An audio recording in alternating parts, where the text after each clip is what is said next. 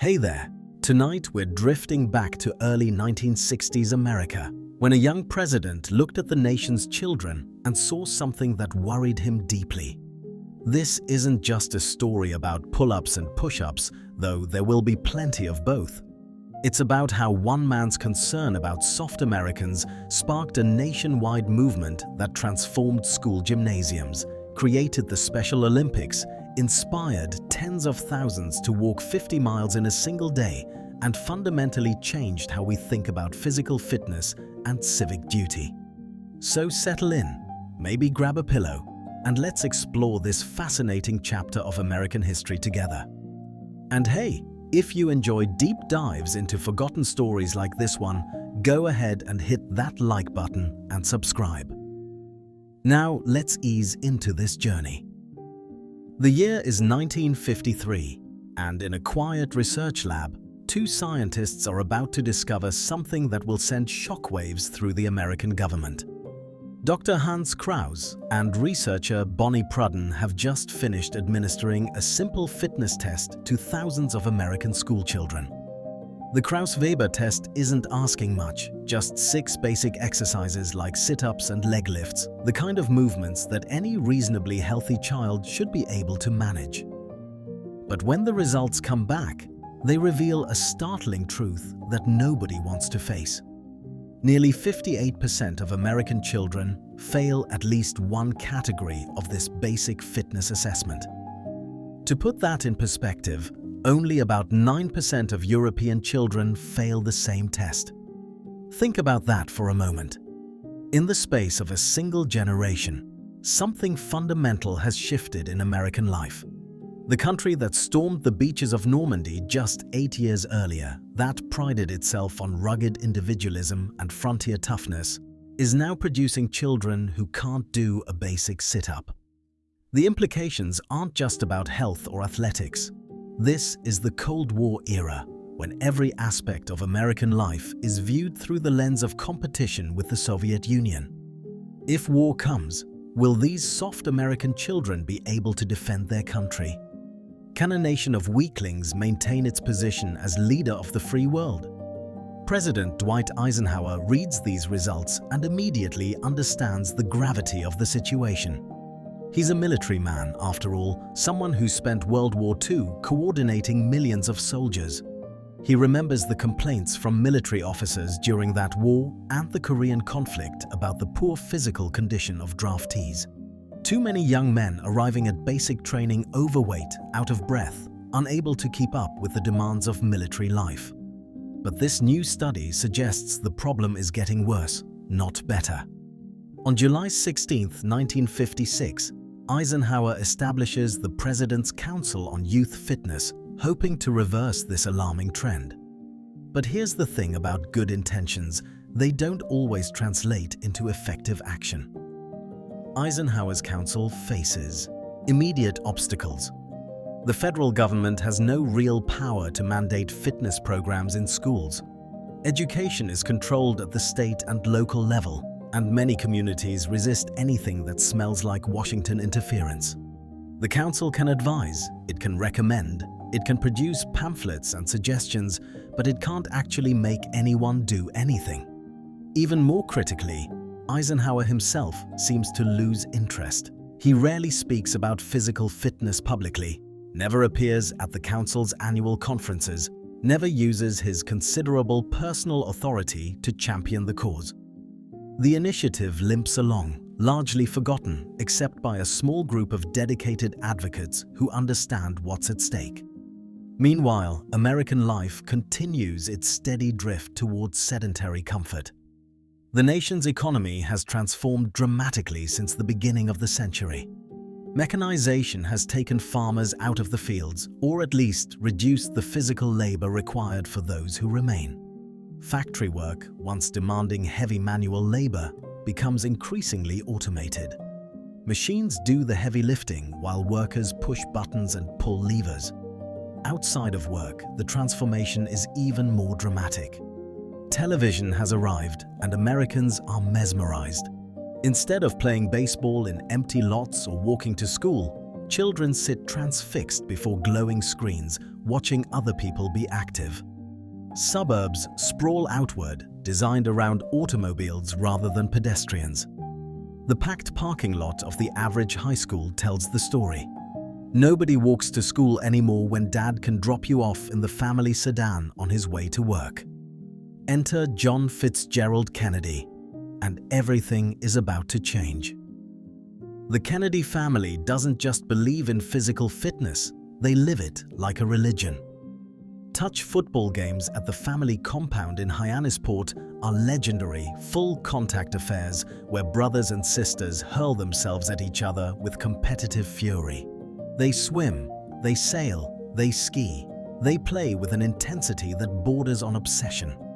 Joe Kennedy Sr., the family patriarch, has drilled into his children that winning matters, that physical prowess demonstrates character, that a sound body houses a sound mind. But here's the fascinating paradox. John Kennedy himself is anything but healthy. He's plagued by chronic back problems that cause constant pain.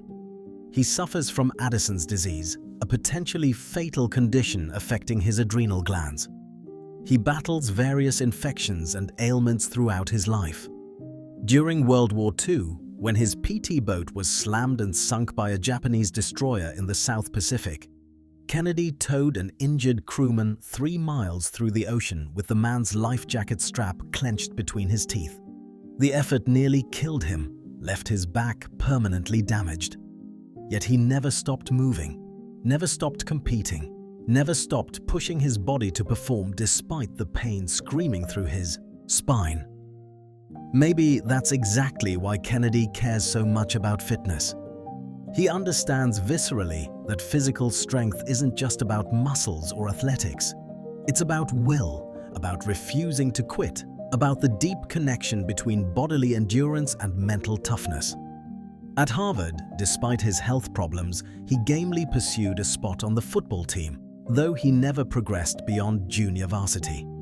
He took up golf and developed a graceful, natural swing that made him, by some accounts, the most accomplished golfer ever to occupy the White House.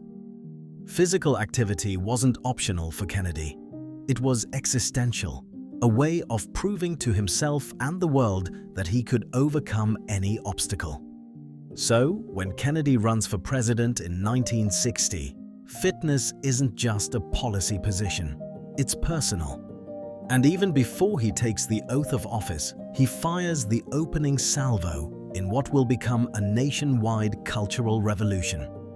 On December the 26th, 1960, Sports Illustrated publishes an article that will be read by millions of Americans.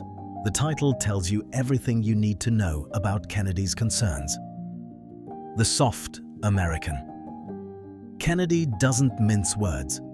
He writes about the harsh fact that an increasingly large number of young Americans are neglecting their bodies, that their physical fitness is not what it should be, that they're getting soft. And such softness on the part of individual citizens, he argues, can help to strip and destroy the vitality of a nation. He points to that same disturbing study that shocked Eisenhower. Only 52% of Americans can pass fitness tests that are mastered by more than 90% of young Europeans. 1/4 of American school children would fail a test measuring only the barest rudiments of fitness. The numbers are damning, undeniable, frightening. But Kennedy goes deeper than statistics. He talks about how Americans are under-exercised as a nation, how we look instead of play, how we ride instead of walk. He describes the packed parking lots, the television sets, the myriad conveniences and distractions of modern life that lure young people away from strenuous physical activity. Then he makes the connection that will resonate throughout the Cold War era. Physical fitness, he writes, is not only one of the most important keys to a healthy body, it is the basis of dynamic and creative intellectual activity. The relationship between the soundness of the body and the activities of the mind is subtle and complex, he admits. But we know what the Greeks knew. Intelligence and skill can only function at the peak of their capacity when the body is healthy and strong. Hardy spirits and tough minds usually inhabit sound bodies. This is Kennedy's genius, really. He's not just talking about health or sports. He's connecting physical fitness to intellectual vigor, to creativity, to national security, to America's ability to compete on the world stage. He's making fitness patriotic, a civic duty, something that every American owes to their country. The physical well-being of the citizen, he declares, is an important foundation for the vigor and vitality of all the activities of the nation. If Americans want to maintain their position as leaders of the free world, if they want to meet the challenges of the space age and the Cold War, they need to get off the couch and start moving. The article lands like a bomb.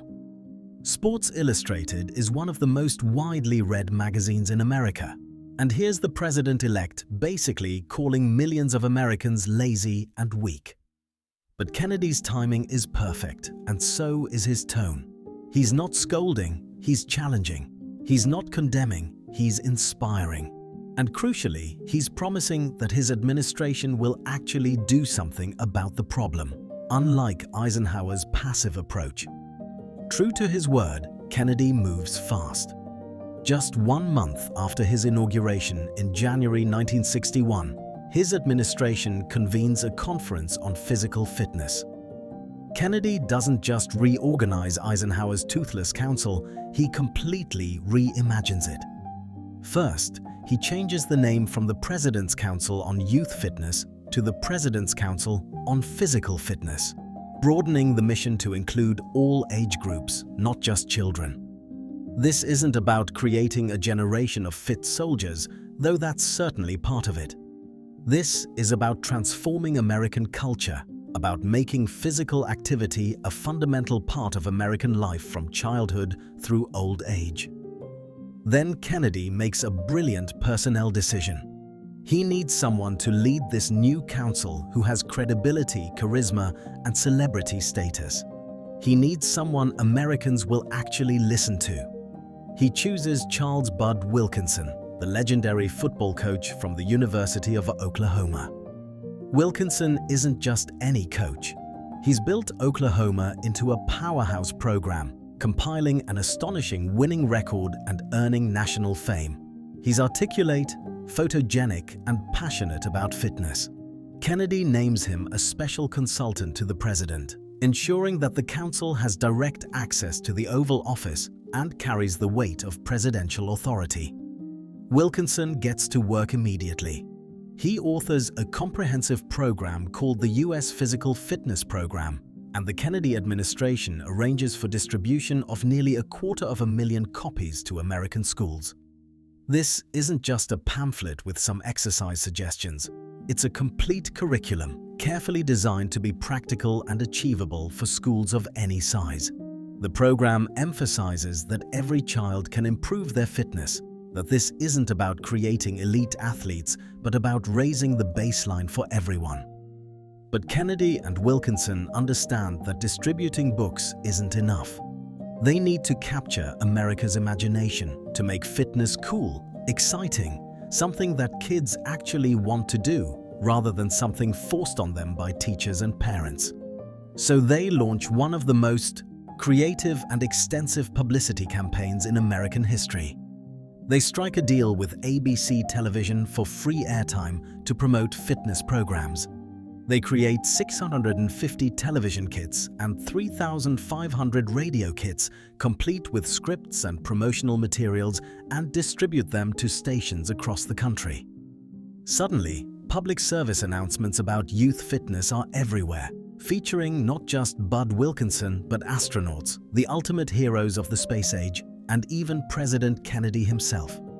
The council enlists America's most beloved cartoonists to spread the fitness gospel. Charles Schulz, creator of Peanuts, designed Snoopy's Daily Dozen, an exercise manual featuring Charlie Brown and the whole gang demonstrating various exercises. 17 major syndicated cartoonists eventually joined the effort, working fitness themes into their strips. Children who might ignore a government pamphlet pay attention when Snoopy is doing jumping jacks. Then there's the song. Oh, that song. Meredith Willson, the composer who gave America The Music Man, writes the youth fitness song for the Kennedy Council. The song becomes ubiquitous, played in gymnasiums and on radio stations across the country. To generations of Americans who grew up in the 60s and 70s, it's simply known as chicken fat, and even today, the mere mention of it can trigger involuntary memories of huffing and puffing through calisthenics in elementary school gym class. The song is infectious, energetic, impossible to ignore, and it works. Kids don't just exercise to it, they remember it forever. The campaign is working, really working. Schools begin adopting the fitness curricula in massive numbers. Nearly 250,000 school children participate in pilot programs across 6 states to test the effectiveness of Kennedy's training regimen. The results are encouraging. More children pass fitness tests than before. Participation in physical education programs surges. By 1964, the number of school children involved in physical education has grown from fewer than 18 million to about 27 million. Many states begin codifying physical education requirements into their education systems, ensuring that gym class becomes a permanent, serious part of the school day rather than an afterthought. But Kennedy's not finished. He needs something dramatic, something that will capture the public imagination and demonstrate what Americans are capable of when they're challenged. And in late 1962, he stumbles across exactly what he's looking for. Buried in the government archives, someone discovers an old executive order from 1908, issued by President Theodore Roosevelt. The order states that every Marine captain and lieutenant should be able to hike 50 miles in 20 hours, potentially spread over 3 days, as a basic test of physical fitness. Roosevelt, himself a champion of the strenuous life, wanted his Marines to maintain the same toughness as their predecessors. Kennedy sees potential here. He sends the order to Marine Commandant General David Shoup, noting that the Marines of 1908 had been able to complete the 50-mile trek in a single day, within the 20-hour limit. Then Kennedy poses a challenge. Is the strength and stamina of the modern Marine at least equivalent to that of his antecedents? If Shoup will look into that question, Kennedy promises, perhaps members of the White House staff should also test themselves against this historic standard. Kennedy's joking about his staff taking the challenge, but his brother Robert doesn't hear it as a joke. Robert F. Kennedy, serving as Attorney General, is every bit as competitive as his older brother, maybe more so. On February the 9th, 1963, without any training or preparation, Bobby Kennedy sets out at 5 o'clock in the morning to walk 50 miles along the Chesapeake and Ohio Canal towpath. He's wearing leather Oxford dress shoes, for crying out loud. The kind of shoes you wear to the office, not for a 50-mile endurance hike. He's accompanied by 4 aides, all of them as unprepared as he is. The conditions are brutal. It's February, freezing cold, with temperatures dropping well below normal for the season. Snow and slush coat the towpath. After 25 miles, the group is ready to give up. But then a helicopter arrives carrying photographers and journalists who have caught wind of what Kennedy is doing. The press attention changes everything. Bobby can't quit now, not with cameras rolling and reporters watching. He sets off again, this time with only 2 aides. Around the 35-mile mark, the last of them drops out. Kennedy, characteristically, delivers a line that will become legend. "You're lucky your brother isn't President of the United States," he tells the exhausted aide. Bobby Kennedy finishes the full 50 miles in 17 hours and 50 minutes. His feet are destroyed, covered in blisters. His leather shoes are ruined. He can barely walk the next day. But he's done it, and the media goes absolutely wild with the story. Here's the Attorney General of the United States, the President's brother, proving that Americans aren't soft at all, that we can match the toughness of any previous generation if we're willing to push ourselves. The story sparks something unexpected, something that nobody in the Kennedy administration anticipated. An Associated Press article about the 50-mile challenge goes out nationwide on February 5, 1963, explaining the history of Theodore Roosevelt's order and the test that Marines will soon undertake. Americans read the story and don't wait for an official invitation. They just start walking. By the tens of thousands, ordinary citizens across the country spontaneously decide to attempt the 50-mile challenge themselves. February 1963 is cold, one of the coldest winters on record, but that doesn't stop anyone. Small-town newspapers fill with stories of local residents attempting the hike. A 24-year-old policeman and ex-Marine from Somerville, New Jersey, reads about some Army officers talking trash about the Marines and decides to give it a try on the spur of the moment. A 17-year-old named Ken Middleton puts in a remarkable time of 11 hours and 49 minutes, with 2 other boys from the Aristocrats Athletic Club following close behind. 5 other members of their group drop out facing temperatures as low as 5 below zero. When reporters ask Ken about his accomplishment, he can only manage to say, "I'm too tired to think of anything." Boy Scouts, office workers, students and reporters are among the many taking to the roads and trails. People of all ages, from children to elderly citizens, strap on their walking shoes and see how far they can go. Here's a challenge that appears daunting yet surprisingly achievable. You don't need special equipment or training facilities. You just need determination and a willingness to endure blisters and aching muscles for hours on end. The fear that many will harm themselves attempting this crazy feat gradually fades as people discover that the average active person, young and old, can confirm their fitness and maybe even their patriotism by walking, even if they never quite reach the full 50 miles. On March 30th, 1963, something historic happens in Maryland. Buzz Sawyer, a 36-year-old track buff and leader of the Cumberland Valley Athletic Club, organizes a 50-mile hike for the young members of his club.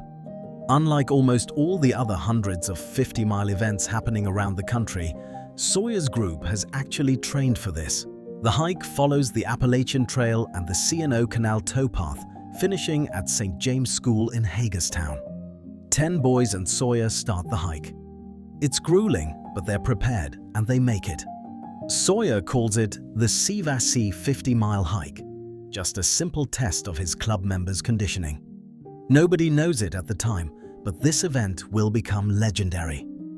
When President Kennedy is assassinated on November 22, 1963, most of the hundreds of 50-mile events across the country are cancelled and never held again. The national mood shifts dramatically. The country's attention turns from fitness challenges to civil rights marches, from domestic improvement to the growing crisis in Vietnam. But Sawyer's event survives. The young athletes in his club ask if they can do it again in 1964. Sawyer agrees, and the event is renamed the JFK 50-Mile Memorial. It keeps going year after year, eventually evolving from a hike into a running race.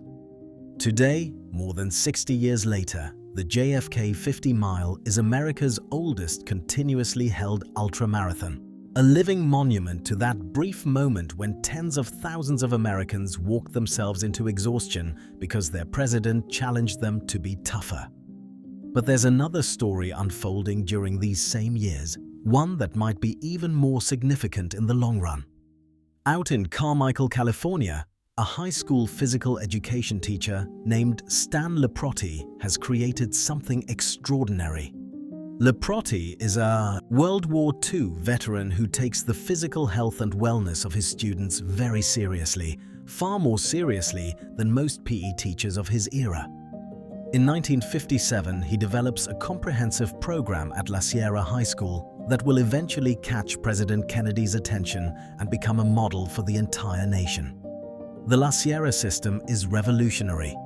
Instead of the typical gym class where kids play dodgeball and maybe run a few laps, Leprotti designs an intensive, carefully structured program that emphasizes all-around total body fitness. Every session begins with a 400-meter jog, followed by a 12-minute strength endurance routine that would make most adults weep. Calisthenics, gymnastics, obstacle courses, swimming, running, combatives, everything designed to build not just muscles but discipline, fortitude, resilience, tolerance to pain, and motivation. But Leprotti's most ingenious innovation is the color-coded shorts system. All freshmen start in white team wearing white shorts. As students improve their fitness and pass increasingly difficult tests, they earn the right to advance through the ranks. Red shorts for intermediate level, blue shorts for advanced. The blue level itself is divided into subcategories, purple and gold, for students who achieve even higher standards. And at the very top, the nearly impossible pinnacle, navy blue shorts. To understand how difficult it is to earn those navy blue shorts, consider what's required. You need to perform 34 pull-ups, 50 handstand push-ups, 100 extension press-ups. You need to carry a buddy for 5 miles. You need to tread water for 2 hours straight. These aren't gym class standards. These are standards that would challenge elite military units. Only about 20 students in the entire history of the La Sierra system ever earn the right to wear navy blue shorts. When someone achieves it, the accomplishment is announced over the school intercom system, and that student becomes a legend. You might think this system would shame and embarrass students who aren't naturally athletic, forcing them to wear white or red shorts while the elite kids parade around in blue. But researchers actually studied this question. Richard Chester Tucker, a coach who went on to write his PhD dissertation on La Sierra's color system, compared the least physically capable third of students at La Sierra with similar students at a school with a traditional PE program. He found no difference in self-esteem between the two groups, but there was a massive difference in fitness. The lowest third of boys at La Sierra could do an average of 9 pull-ups. The lowest third at the comparison school could only do 2. The color-coded system didn't make students feel bad about themselves. It motivated them to become their best, whatever that meant for each individual. By 1960, La Sierra's program is producing results so impressive that they attract national attention. In January 1962, Look magazine runs a major feature on the school, declaring that the program not only builds physical fitness, but good Americans. President Kennedy reads about La Sierra and sees exactly what he's been hoping for. Here's proof that American youth can be as fit as any generation in history if we're willing to demand excellence and provide the structure to achieve it. Kennedy makes an open plea for other schools to adopt the La Sierra model, and more than 4,000 schools across the country sign up for the program. The La Sierra system's influence extends far beyond those 4,000 schools. In 1966, President Lyndon Johnson, Kennedy's successor, establishes the Presidential Physical Fitness Award program based partly on what's working at La Sierra. Students who score above the 85th percentile on all 7 test items, which include pull-ups, sit-ups, shuttle run, standing broad jump, 50-yard dash, softball throw, and a 600-yard walk run, earn the coveted Presidential Physical Fitness Award. For millions of American children through the 1960s, 70s, and 80s, that award becomes a major goal, something to train for and be proud of. The standards aren't easy. You need to do about 40 push-ups, 10 pull-ups, run a mile in under 6.5 minutes, plus meet all the other criteria. But that's the point. Kennedy and the educators following his lead don't want to hand out participation trophies. They want to inspire genuine achievement. While all this is happening in schools and on hiking trails, Kennedy's sister Eunice is pursuing her own revolutionary vision that connects to her brother's fitness mission in a profound way. Eunice Kennedy Shriver has watched for years as people with intellectual disabilities are excluded from society, routinely placed in institutions, ignored and neglected despite having many talents and gifts to offer. She has a personal connection to this issue. Her sister Rosemary has an intellectual disability, and Eunice grew up playing sports with Rosemary, swimming and sailing and skiing together.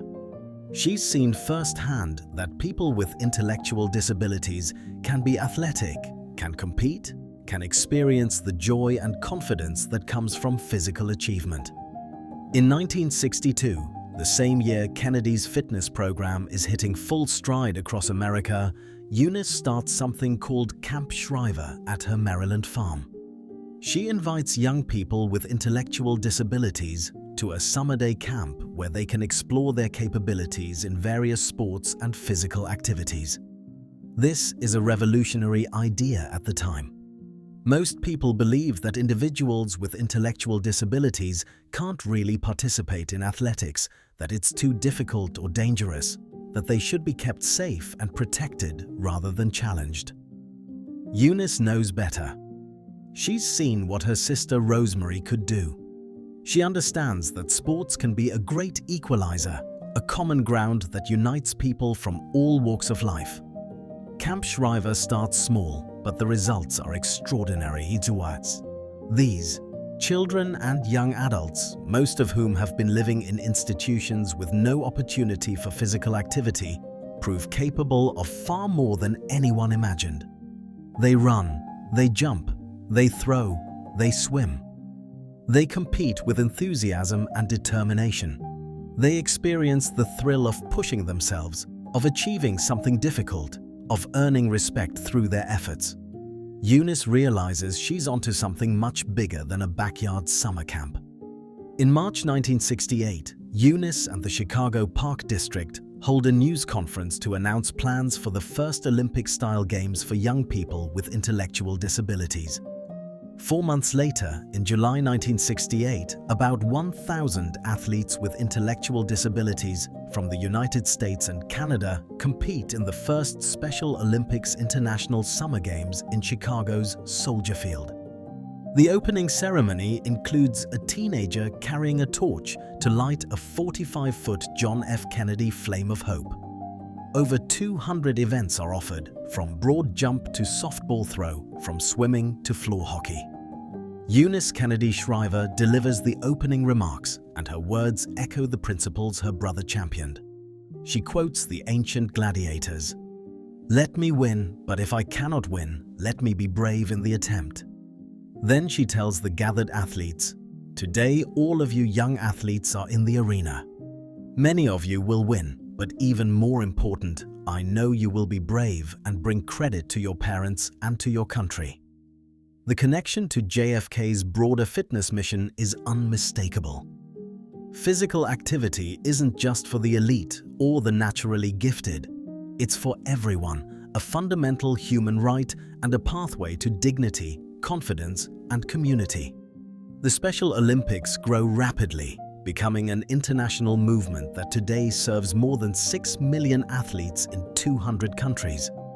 Every 2 years, alternating between winter and summer sports, thousands of athletes compete and prove that intellectual disabilities don't limit the human spirit's capacity for excellence and joy.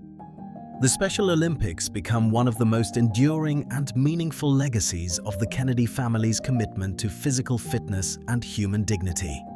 So, what was the actual impact of all this energy and activism around youth fitness? The numbers tell an impressive story. In the 3 years between 1961 and 1964, participation in physical education programs increased from fewer than 18 million schoolchildren to about 27 million. More than half again as many students passed basic fitness tests in 1962 compared to the year before Kennedy took office. Multiple states passed laws requiring physical education as part of the school curriculum, ensuring that gym class couldn't be cut when budgets got tight. But the changes went deeper than statistics. Kennedy succeeded in shifting American attitudes about fitness and physical activity. His central message that physical fitness was the basis of intellectual vigor and civic virtue, that Americans should be participants rather than spectators, that a strong body enabled a strong mind, these ideas took root in American culture. The jogging boom that exploded in the 1970s, the rise of the modern fitness industry, the proliferation of gyms and health clubs, all of this grew partly from seeds that Kennedy planted. The Kennedy marches spread internationally and still continue today. More than 20 Kennedy marches take place annually in European countries, including the Netherlands, Ireland, and Germany. The Kennedy Mars Sittard in the Netherlands, first held in 1963 by 4 young people inspired by the American challenge, has been organized 57 times and remains one of the biggest long-distance hikes in the country, drawing thousands of participants each year. These events preserve the spirit of Kennedy's challenge, the idea that ordinary people can achieve extraordinary things if they're willing to push themselves beyond comfort.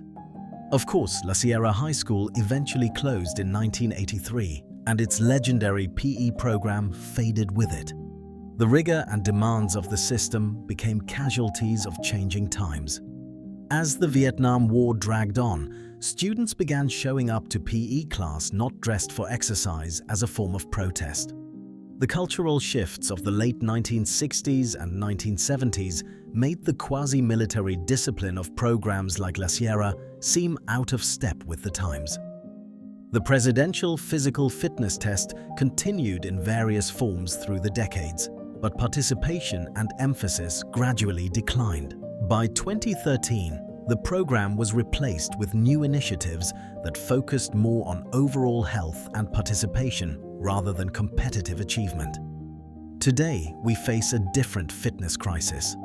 Childhood obesity rates have soared. Sedentary lifestyles enabled by smartphones and video games make the television era look active by comparison. The very problems Kennedy warned about in 1960 have returned with a vengeance, intensified by technology and changing social patterns. Less than half of all high school students participate in any kind of regular physical education. The fitness levels of American youth have declined dramatically from the modest improvements achieved in the 1960s. Yet, Kennedy's vision remains relevant, maybe more relevant than ever. His core insight that physical fitness connects to every other aspect of human flourishing, to intellectual capacity, to emotional resilience, to civic engagement, to national strength, has been validated by decades of research. We know now what he intuited then. Exercise isn't just about muscles and cardiovascular health. It affects brain function, mental health, academic performance, social connections, even longevity and quality of life in old age.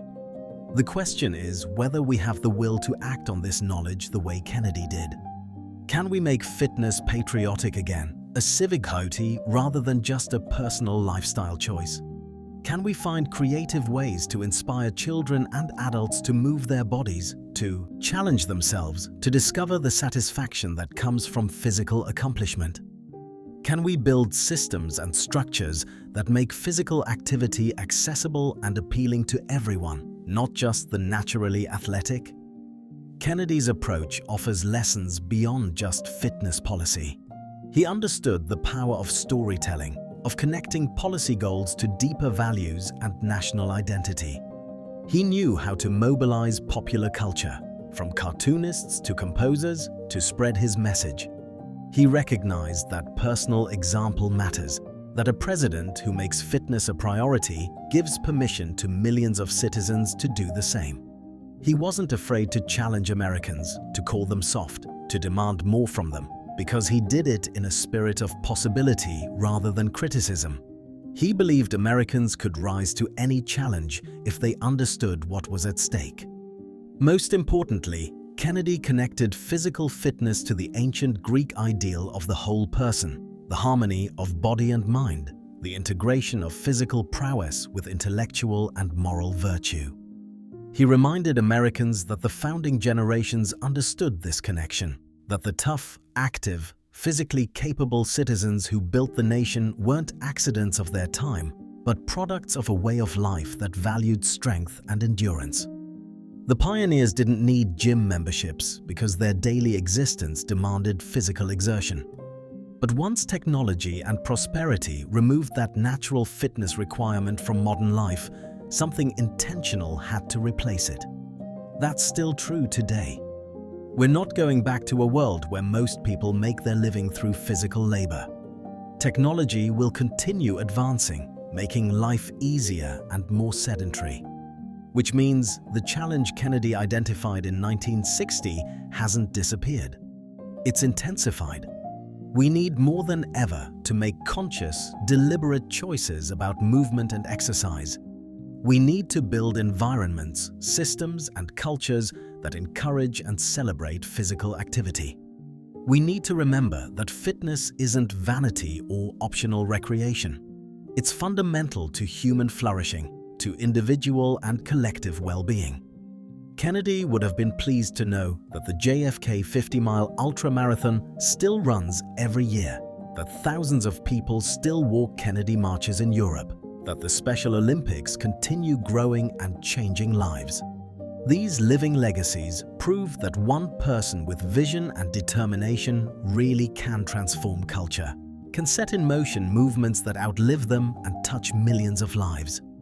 Kennedy's presidency was tragically cut short, but his push for youth sports and physical fitness achieved something rare in politics. It made a lasting difference. So here we are, more than 60 years later, still grappling with the same fundamental questions about American fitness and vitality. The specific challenges have evolved, but Kennedy's core message remains as urgent now as it was then. We do not want a nation of spectators. We want a nation of participants in the vigorous life. Physical fitness is not only one of the most important keys to a healthy body, it is the basis of dynamic and creative intellectual activity. The physical well-being of the citizen is an important foundation for the vigor and vitality of all the activities of the nation. Kennedy challenged Americans to be tougher, stronger, more active, not because he was obsessed with athletics, but because he understood that physical fitness connects to everything else we care about. Healthy citizens build stronger communities. Active children become more engaged students. People who challenge themselves physically develop resilience that serves them in every other area of life. A nation that values fitness, that expects its citizens to maintain their physical capabilities, that celebrates athletic achievement at every level. Such a nation will be more vigorous, more creative, more resilient than one that accepts decline as inevitable. The hidden story behind JFK's push for youth sports turns out not to be hidden at all.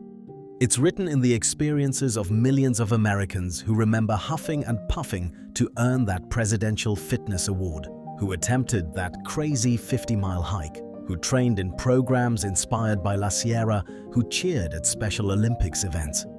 It's preserved in institutions and traditions that continue today. Most importantly, it lives in the idea that still resonates across the decades. We are, or we should be, a nation of participants rather than spectators.